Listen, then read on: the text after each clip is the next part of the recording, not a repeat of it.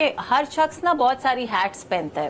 جس طرح میں لائر بھی ہوں, میں پولیٹیشین بھی ہوں, میں بہن بھی ہوں, میں فرینڈ بھی ہوں, بہت ساری ہیٹس میں نے پہنی ہوئی.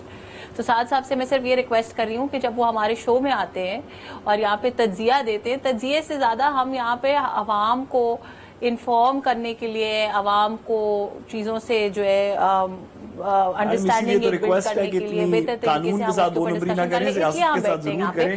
تو جو چیز سعد صاحب کورٹ روم میں کرتے ہیں, آپ ایز اے لائر آپ فیس لیتے ہیں, کسی کلائنٹ کو ریپرزینٹ کرتے ہیں, کیس جیتنا آپ کی ذمہ داری ہوتی ہے, تب تو شاید آپ جو دل کرے جیسے دل کرے لا کو مروڑ کے تروڑ کے اپنی کام کو جسٹیفائی کرنے کے لیے, بہترین وکیل بننے کے لیے, اپنے کلائنٹ کو سیٹسفائی کرنے کے لیے, تو آپ لا کو کسی بھی طرح موڑ کروڑ سکتے ہیں اپنا آرگیومنٹ پیش کرنے کے لیے. ساتھ ساتھ مجھے ایک منٹ, ساتھ صاحب مجھے بات کو ختم کرنے دیں. مائنورٹی آپ کے ساتھ کھڑی ہے. اچھا, اس وقت صرف یہ نہیں ہے, اور آپ کہہ رہی ہیں کہ ہم غلط ہیں. پھر جب لا کو مروڑ تروڑ کے کلائنٹ کو سیٹسفائی کر لیں, اس کے بعد بھی اگر جج صاحب نہ مانے اور جج صاحب کہیں کہ نہیں بھائی پھر بھی نہیں سمجھ آ رہا, تو تب یہ فارمولا لگاتے ہیں کہ جی when you can not convince the جج یو کین کنفیوز دا جج. اچھا چلے سعد صاحب آپ جو بات کر رہے ہیں کہ ایک گزارش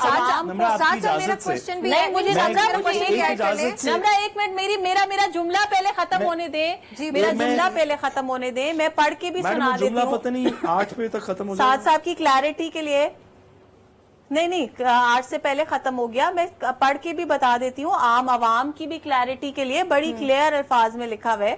فار آرٹیکل 51D کے اندر, for purposes of this sub-clause, the total number of general seats won by a political party shall include the independent returned candidates who may duly join such political party within 3 days of publication of Gazette. اب بات اتنی آسان سی ہے, آسان انگریزی میں لکھی ہے. یہ کبھی کہتے ہیں انگریزی نہیں آتی, کبھی کہتے ہیں اردو نہیں آتی, کہیں گے تو اردو. یہ آئین کے اندر لکھ دیا گیا ہے کہ 3 دن کے اندر انڈیپینڈنٹ کینڈیڈیٹ جو جس پولیٹیکل پارٹی کو جوائن کرے گا اس کا تصور کیا جائے گا. اس کے آگے رولز بنے, اس کے آگے آرٹیکل 9 پڑھ دوں گی کائنڈلی. بالکل پڑھ دوں گی. آرٹیکل 9 آپ کی رائٹ ٹو لائف لبرٹی کی بات کر رہے ہیں, آرٹیکل 9 کا اس سے کیا تعلق ہے؟ اور اگر آپ آرٹیکل 9 پڑھیں گے تو پھر میں کہوں گی کہ آرٹیکل, ساتھ ساتھ میں یہ بھی کہوں گی کہ اس سے پہلے آرٹیکل وہ پڑھ تو دیں, کیونکہ وہ آپ انگریزی پڑھ لیتی ہیں نا, ہم نہیں پڑھ سکتے. وہ آپ ہماری بھی رہنمائی فرماتی ہیں, ذرا پڑھ دینا آرٹیکل 9. اچھا ساتھ صاحب جو آپ کی بات آرٹیکل 19 بھی پڑھ دیں. یہ ظلم نہ کرے عوام کے ساتھ کہ آئین میں نہیں لکھا, آئین میں بلیک اینڈ وائٹ لکھا ہے. اس کے بعد 104 بھی پڑھیں. پھر آپ سب سے پہلے آرٹیکل 5 پڑھ لیں ساتھ صاحب, پھر 190 پڑھیں. مہربانی کر کے یہ جو میں نے آرٹیکلز کہے ہیں یہ پڑھ دیں. یہ سمجھ لیں کہ آپ کے پارٹی کو بھی آئین تھوڑا بہتر سمجھ آئے گا اور سننے والوں کو بھی تھوڑا بہتر سمجھ آئے گا. ذرا پڑھیں آرٹیکل 189 افسوس پڑھیں. کی بات یہ ہے کہ سننے والوں کو آپ یہ نہیں بتا سکے نمرہ, اس بات پہ غور کیجیے. افسوس کی بات یہ کہ سننے والوں کو ہم یہ نہیں بتا سکے کہ 51(6) یہ نہیں کہتا. اچھا میڈم میں پڑھ دیتا ہوں. آپ یہ نہیں بتا سکے. اچھا چلیے آپ تو وہ جواب دے رہے ہیں, آپ کا جو پوائنٹ ہے اس پہ ڈیفینیٹلی سعد صاحب جواب دے رہے ہیں. میڈم پڑھیں تو صحیح. جی سعد صاحب اگر آپ کرنا چاہتے ہیں تو آپ پلیز کنٹینیو. سعد صاحب کے پاس اس کا جواب نہیں ہے. جی اچھا میں ویٹ کر رہی ہوں کہ اب آرٹیکل 9 کون پڑھنے جا رہا ہے. میڈم میں آرٹیکل سب سے پہلے تو 189 ذرا پڑھ دوں. چلیں آرٹیکل 189 پہ آ جاتے ہیں. یہ میڈم سے گزارش ہے.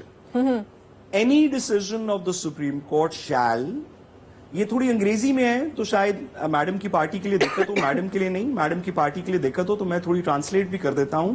Any decision of the supreme court, supreme court کا کوئی بھی فیصلہ ہو, to the extent that it decides a question of law or is based upon an enunciates a principle of law, shall be binding on all other courts in Pakistan.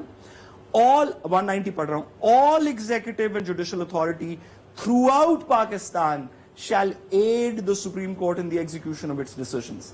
Madam یہ آئین میں نہیں لکھا ہوا, اس کے اندر الیکشن کمیشن نہیں آتا, اس میں پارلیمان نہیں آتی, اس میں آپ کی حکومت نہیں آتی, اس میں کوئی بندہ نہیں آتا. وہ سپریم کورٹ جاہل ہے, انہوں نے نہیں پڑھا تھا یہ سارا.